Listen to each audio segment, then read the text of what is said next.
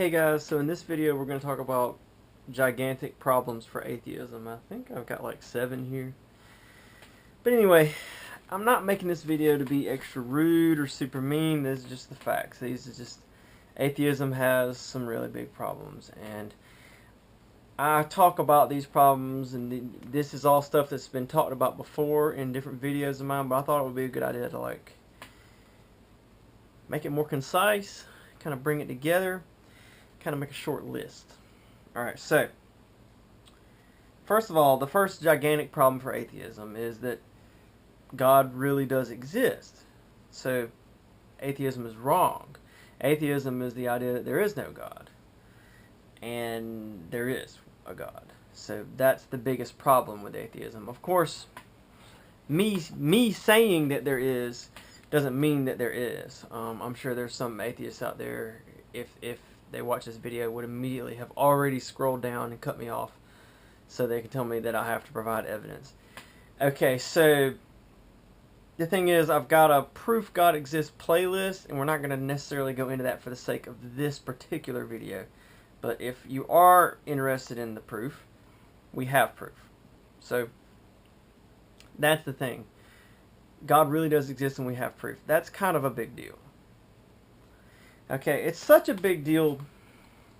It's almost, and this is sort of a side point, you know, I could make a whole video just on this side point, but like, why is that not more commonly known? Well, there's a few reasons, but I just wanted to point out that like it's amazing to me how nobody seems to know this. It's like the best kept secret or something. I'll just give you an example. I was watching a video. It was one. Dennis Prager likes to do videos where he redoes FDR's fireside chat sort of things. He has the fire and the 2 chairs and the cigar, and he had a fella Ben Shapiro on there. And Ben Shapiro they're both Jews, and Ben Shapiro is an Orthodox Jew, whereas Prager is not such a strict Jew. Interesting thing is, they were talking about atheism and how they think atheism's ridiculous, but Shapiro was very clear that he said if you're logical, you'd have to say that you don't really know if there's a God, but you can't say that you don't. And I could see the wheels turning in Dennis Prager's head, because like he does like to give arguments for the existence of God, to prove the existence of God with atheists often, and it's like, oh, I mean, when you say like, well, if we, you know, yeah, I'm an Orthodox Jew, yeah, I believe in God, but if we go with just being logical, you don't really know if there's a God. It's like, perhaps I could convince you to believe in God, you know. I heard that one time, a Sunday school teacher told me that a girl had watched a TV show that was going to disprove the existence of God, and it was a big deal on the Discovery Channel. And she was talking about it, and this other fella who was older than me, he just said, "Prove God? You can't prove anything about that stuff. You just have to take that on faith." And it's like, you want to say, well, perhaps I can convince you that God does exist. You know, like, how many Christians have this sort of agnostic position? Like, you can't really know. If we're honest, if we're straight serious, you can't really know. And that's their whole thing, is you can't really know, and that's what they think. And then, so I just wanted to point that out, that like, this is really ubiquitous. Like, this is everywhere. Atheism is everywhere, and I'm not saying Ben Shapiro or the Sunday school teacher or anyone that they don't believe in God, because they say they do, and they take that very seriously. But there is sort of a weird smuggled in atheism that's there too, that they say, but you know, if we're going to be logical, if we're going to go with just what we know, then we don't really know. You're an agnostic, okay? Almost like almost seems like, if I'm ever going to talk about anything in front of a group of Christians, it's going to be this first. And maybe the next time you hear a story from the Bible, from Jesus, about Jesus says to live your life this way, or Paul says to live your life this way, maybe you'll take it more seriously because you think that it's actually true, you know? Anyway, so the real question, you know, as far as this little side point, is why doesn't, everybody know about the proof, or why doesn't everyone believe, And I've talked about that in other videos. I have a video called "How Does the Average Believer Know That God Exists?" So we talked about it to some degree, and it's kind of an important philosophical point, but I'm going to point out just a few other things right now. First of all, there are giant personal ramifications for the existence of God. So, for example, if I tell you that 3,160 tons of water flow over Niagara Falls every second, you see the proof for that, whatever evidence, then you believe me. Okay, if I give you evidence, then you believe me. There's not a lot of ramifications on your life for if it was, good Lord, what if it was 2,160? I'm going to have to change how I do everything. You know what I mean? Like, the existence of God has a lot of personal ramifications. So, like, for example, I heard one thing today on the radio. They were talking about Stephen Hawking, who's a physicist, and they say, this guy has devoted his life to understanding the Big Bang, the origin of the universe. And he is a great scientist. So think about that for him, for Stephen Hawking personally, as a human being. What are you, Stephen Hawking? You are a great scientist. So if he accepts the possibility, the mere possibility of the existence of God, then because he is a great scientist, he has to spend a lot of time investigating just whether or not God exists. That's the issue. That's a huge issue. He is a great scientist. So that's just one example to think about. Like, the fact of the matter is, a lot of times people find religion of whatever kind they find when they're already on a personal life journey, because in other words, like, it's not just something you find out that, like, the red cup was in the bottom cupboard instead of the upper cupboard. Like, this is a life-changing thing, whether or not God exists, and the nature of God. This isn't just relevant to your life, it's hyper relevant. In other words, there is nothing in your life that this doesn't touch. This is like finding out that you have cancer, or that you've been cured of your cancer, or that your cancer's in remission. You know what I mean? Like, this is a big deal. It's kind of a bigger deal because cancer will end in death. And there's a lot of things in life that might go on the same regardless until you die. When it comes to cancer, just think about, like, just cancer. Like, this is a gigantic deal. Think about obesity and food addiction. That people have such a hard time giving that up because it's so integral to how life is lived. So anyway, that's an important point. Also, I often point out for people, a big part of the reason people don't know about the proof for God's existence and apologetics is because everyone's been Christian. One older fella told me he grew up in a small town, in the southeast United States, and he's, in the 60s. He was a little kid, and he said the weirdest thing I ever heard of was if somebody was, he said, I knew one person who was Catholic. And it's like, one person who was Catholic. It's a little different today. Okay? Even in a small town, I've been doing this, especially since about 2013.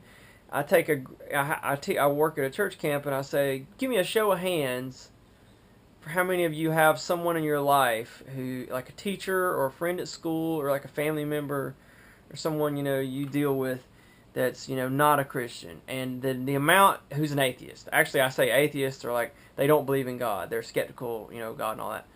And the number of hands, especially since 2013, has gone up.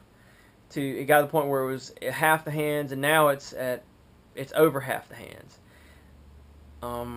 So that's a change. And so we didn't need to know the proof for God because God was just the air we breathed. In other words, I've heard one definition of culture is your culture is that which you, is from Dallas Willard. He says, your culture is that which you don't feel the need to explain.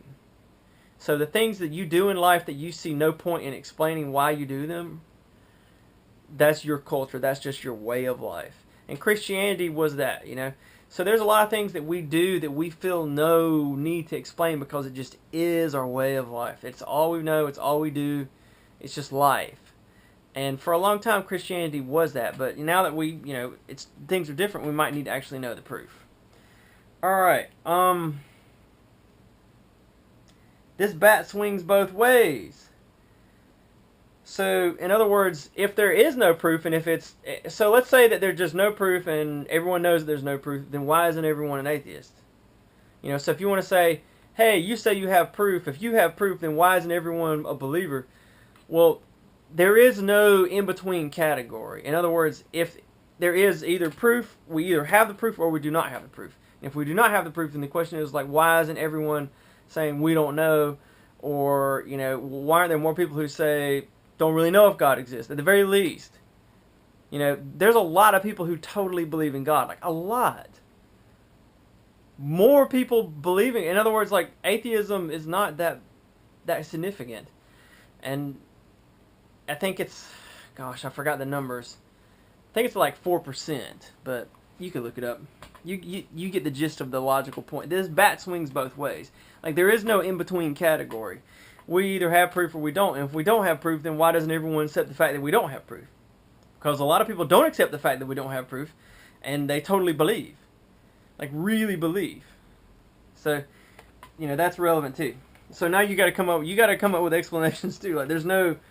There is no in-between category. You've always got to have some explanation for why there is division. All right? Because there cannot be division in the information. The information is always one-sided. We either have proof or we don't. Okay. All right. And bottom line here is, get back to the main point. We have the proof. So why everyone does or does not believe is irrelevant. It's a red herring. It's a big distraction. From the relevant point is whether or not we actually have the proof. You can go into infinity explanations for why everyone doesn't believe. It's a different thing. The real question is, do we have the proof? Yes, we do have the proof. That's what's important. So check out my Proof God Exists playlist for that. All right, now let's keep going. Atheism cannot allow knowledge. In other words, if atheism's true, if there is no God, then nobody can know anything. Nobody knows anything.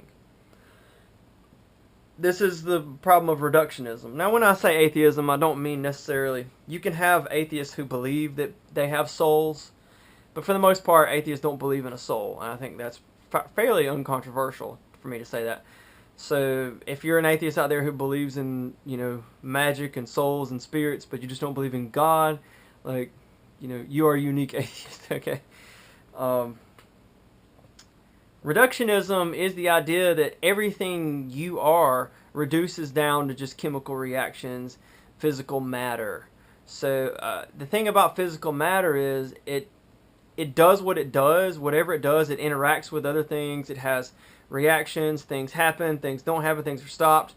It's all based on just the inherent physical and chemical properties, and electromagnetic properties, physical mass, inertia,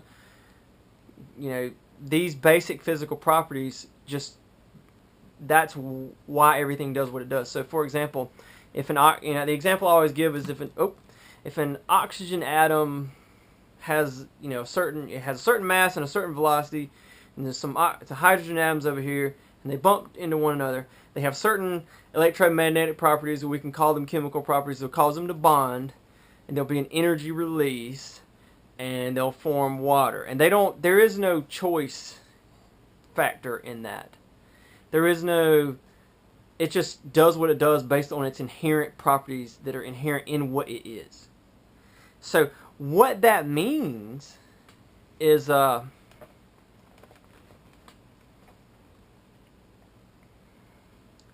you don't make choices. You don't choose to think what you think. In other words, if your brain is just a more complicated version of that, it's really complicated, but it's basically that at the end of the day. It's just a really complicated chemical reaction. Then and that's all you are, is your brain with this complicated chemical reaction. There's no soul, there's no spirit, no psyche, no inner self, then how do you know that your beliefs are true beliefs? Because you don't actually control it, what you believe. That's the chemicals just reacted that way.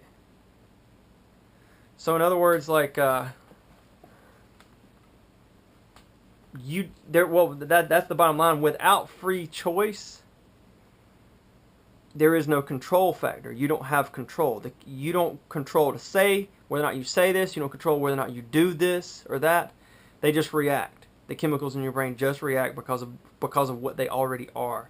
There is nowhere in there that you can have a free will. So the whole concept of controlling what you think and what you believe is impossible on a purely physical system. So if you don't control what you think, then these chemicals control what you think. In fact, there is no you, and all of your thoughts are just the byproduct of these chemical reactions. And if they react in a different way, you would believe a different thing. So how do you know if any of your beliefs are true? And so the important thing to understand here is there is some circular reasoning that goes on here. So like, if you say that, well, any humans or any animal species that have false beliefs about reality would have died out. In other words, like, if your ancient human ancestors couldn't tell the difference between true difference between a lion and a chicken, then, you eat the chicken, but the lion eats you.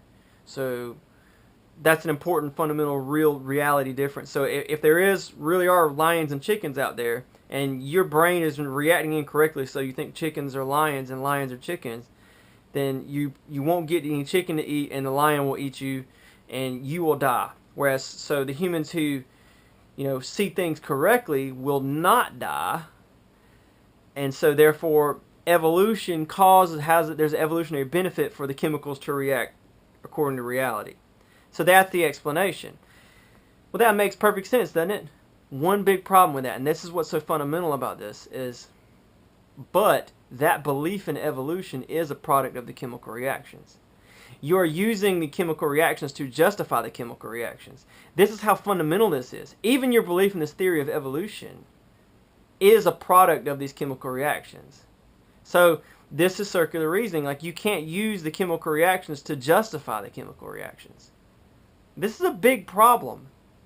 Thinking itself, believing things. This is when I say a gigantic problem, I'm not trying, for atheism, I'm not trying to be pejorative or like, I can't think of the right words. It's like something Donald Trump would say, just make everyone mad. I'm not trying to manufacture outrage. This is really a gigantic problem. This is gigantic. The existence of God is a big deal too. But like, this is fundamental to everything you do. You're constantly believing things, choosing to believe A or B or Y or Z, making choices. Like, this is a big deal. You cannot know if any of your beliefs are correct, which is kind of blows science out of the water. So, anyway, it's a problem. Okay. All right. Circular reasoning. I guess sometimes people don't know what that means. I'm used to dealing with teenagers, so sometimes I don't know who's watching these videos. Maybe you're a teenager, maybe you're not. But circular reasoning is like if I was to tell you that I'm right, and the reason why I'm right is because I'm never wrong. They actually get a laugh out of teenagers. It's kind of ridiculous that it gets a laugh. They're like so obviously stupid, but like, yeah, that doesn't make any sense. Like, it's like saying I'm right because I'm right. You just put the word because in there and then say the same thing twice. I have one teenager, he said, you're just saying the same thing twice. Like, yeah, that's circular reasoning. Okay. I'm trying to explain how it works. Okay. Atheism cannot allow morality, beauty, or really just any kind of value of anything at all. Now, I've covered this at more length. Battery wants to die on this thing. In my video on my Proof God Exists playlist, it's Proof Atheism is Wrong, Morality. But essentially, if there is no moral lawgiver, if there is no God, then there is no right or wrong. It's just my preference versus your preference. And it's really, from an atheistic standpoint, philosophical materialist or naturalist that that the natural world is all there is. There is no supernatural.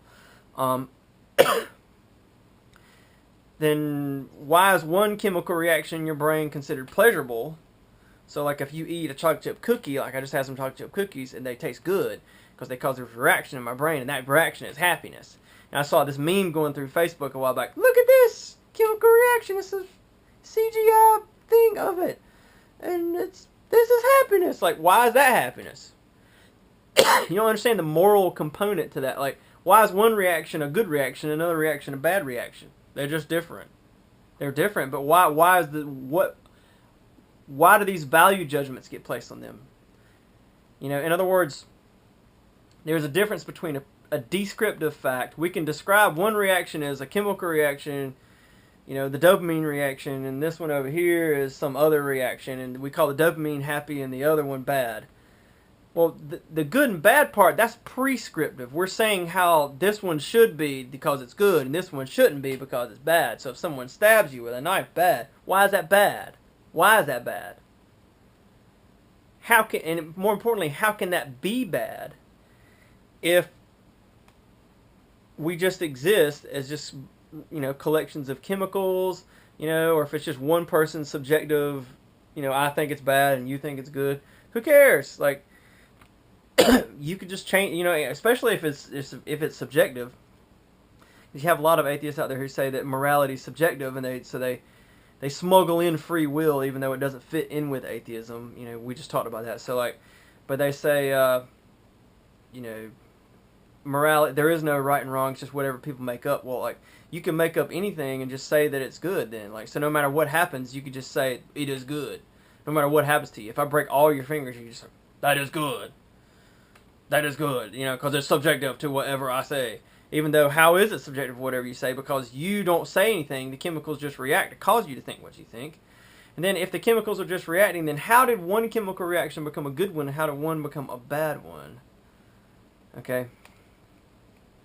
So, the important thing to understand there, we won't go into too much detail about the moral argument, is that without God, you cannot have a basis for saying that anything is any better or worse than anything else, because no, there's no good, there's no evil, but that means there's no better, there's no worse. There's just nothing. Everything is meaningless and pointless. So, this chair is comfortable. Says who? Says you. Someone else could say that it's not comfortable. So, your concept of I enjoy X is enjoyable, it's just a made-up fantasy. So, atheism, as an atheist, your life consists of nothing but made-up fantasies all day long. Every single time you smile, every single time you're sad, it's all a fantasy. Now, I would argue that it's not a fantasy, and that it's only a fantasy on atheism, and it's the atheism that's the problem. And so when an atheist enjoys, I don't know, whatever their favorite soda, then they are really enjoying it. It's not a fantasy, but that means that atheism can't be true, because it is, anyway. But that is a valid, that's a big deal. Like, if you enjoy a sunset, if you like chocolate milk, if you like, I don't know, superhero movies, like whatever it is you like, I don't know, riding a bicycle. My uncle liked keeping a pet snake. If you like keeping your pet snake, the whole concept of that it is enjoyable is a made-up mythical fantasy. So, I mean, that's an important point, important problem for atheism. Atheists live in the Legend of Zelda. Like they, you know what I mean? Like Hyrule, where we go find the Triforce. It's all made up, man. It's not real. None of it's real. All of life, where everything you do in life, you try to do things that are good and enjoyable, and avoid things that are bad. That's all a fantasy. There is nothing that's good. There is nothing that's bad. There is no evil. There is no point in doing anything. There are no villains. There are no good guys. There are no bad guys. There's just you and me, and if I kill you, it's no better and worse than if I hug you. because there is no such thing as good and evil. Nothing is better or worse than anything else. Life is purely, utterly pointless. Not pointless like it's bad to do it, but there would be no point in doing anything else. And so you would be locked in like, well, what do I do? Well, nothing is any better or worse than anything else. So in other words, like, atheism is the biggest fantasy of all, because all you do all day is stuff. And why do you do stuff if none of that stuff is any better or worse than any other stuff? Like, you obviously, everything you do it because you think it's better than not doing it, but whatever other option you had. That's inherent in the fact that you made a choice. So, like, if you chose to watch this video, you're living the fantasy. You're embracing the fantasy. Whatever other video you click on, you're still living your mythical fantasy. Atheism is the biggest fairy tale of all, because you constantly, all day, believe in things that you say aren't real, and that can't be real if atheism's true. There can be no better or worse in anything in life ever if atheism's true. All right, that's a gigantic problem for atheism. Okay, let's keep going. Okay, well, the Big Bang is a gigantic problem for atheism. I think the Big Bang qualifies as gigantic, since since the universe itself, all of physical reality, is an explosion. It is an explosion. It's not like an explosion happened in its past. The universe is still exploding. And it's exploding at an exponentially, not geometrically, it's not like doubling in speed every year. It's faster than that. Increasing speed. The universe is exploding. Everything is moving. Every distant object, not our galaxies holding together. And there's a few galaxies that are going to ram one another. Like Andromeda's going to ram us, and we're all going to die eventually. But like, any distant object, any galaxy that's fairly far away from any other galaxy, everything is moving away from everything. And this is what all our observations with telescopes tell us. Everything's moving away from everything at a somewhat phenomenal speed that's increasing to even more phenomenal speeds. You rewind this clock back and you get... We're not just talking, what the scientists are telling us is all of the evidence indicates that there was once no, there is what's called a space-time boundary. In other words, the Big Bang is not just an explosion of physical matter into empty space. It is an explosion where empty space at one time didn't exist. So this is a big part of science, and it's a big problem for atheism, because we're talking about the universe either began to exist. I mean, clearly science is telling us it began to exist, unless we postulate other theories for which there is no evidence for. But all of the evidence indicates a beginning. So then, since it's a beginning to the universe, that's sort of the end of scientific research on that. Science can't really talk about things beyond the physical. So it either happened for no reason at all, which is pretty ridiculous, or something caused it to happen. So if it happened for no reason at all, then the problems with that are immense.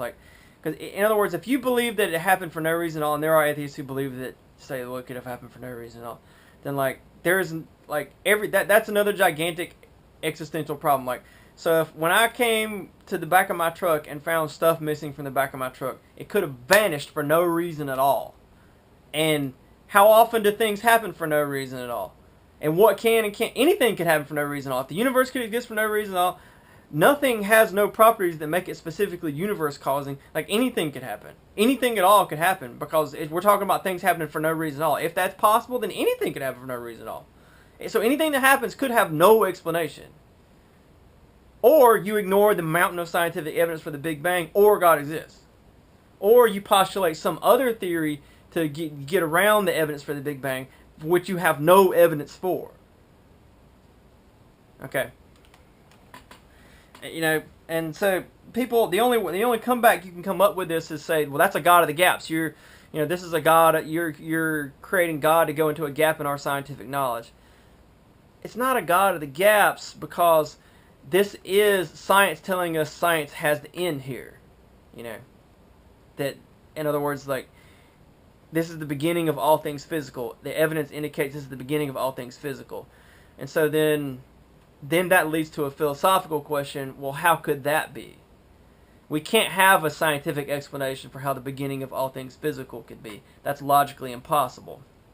Now, if the science switches and says, well, it turns out there isn't a Big Bang, and there is no beginning to all things physical, then that would be relevant. You know, that would say, okay, but that's not really explaining the Big Bang with something other than God.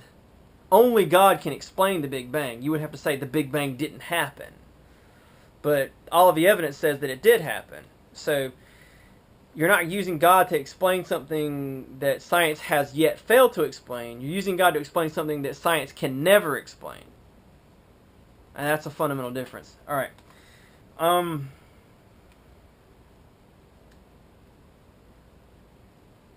All right, now let's get to some cultural points if we're not going to be out of time. Atheism can only piggyback on other cultures. So, like, atheism, it brings some cultural input to the world. Essentially, what it does is it says, think for yourself. Don't believe stuff just because someone tells you. Don't be retarded. Be skeptical. That is good. That is that is not a bad thing. We all could stand to, there's a lot of that going around. People believing stuff and getting tricked and getting fooled. And con men are always out there, and that's a wise principle. But as a culture, atheism, it can't really envelop culture. It has to piggyback. So, like, there's so many questions about how to live life and how to go through life, and so most atheists, they just piggyback off other cultural views. It can, essentially they're gonna jump. They're riding off of the way of life that is created typically from some religious worldview. So, like, you could believe in karma, for example, and say, all right, yeah, karma. When someone does something bad happens to them. When someone does something good happens to them. Although most atheists tend to not believe in karma, because it doesn't fit with atheism. But then, well, what does, and, like, how do you live life? And so they have to, if they say that life has no meaning, well, then that doesn't really create a way of life. So, like, they tend to piggyback off of Christianity is what happens. So they value human equality and individual rights and liberty for all, even though that really doesn't fit with atheism either, because according to atheism, there is no one looking out for you, so, like, it becomes justified to take away people's individual liberty and individual rights, because who knows what might happen. So, in other words, like, why allow people to have gun rights when, some guy can go shoot up a gay bar in Orlando and kill a bunch of people with a machine gun? Like, and, who's going to stop that? You know what I mean? So, like, as Christians, you believe in God, and that there's a God who has a plan for that we cannot possibly understand, or else he wouldn't be God. But as an atheist, you say there's no plan, it's just us. It's up to us to stop this from happening. So atheism lends itself towards the ends justify the means, because that's the only way we can make the world a safe place. So there is no, that's called utilitarianism, that, like, okay, well, we'll take away your gun rights. Or in Nazi Germany, they said, all right, a bunch of old people are clogging up our nursing homes, and they're expensive, and they're a drain on the economy. We just had a Great Depression. People died of starvation. Let's just kill them. That ends justify the means. And they came out of the Depression. But that's how that reasoning works. Now, anyway, so you see the problem. Atheism can't really create a way of life, and atheistic societies tend to have lower birth rates.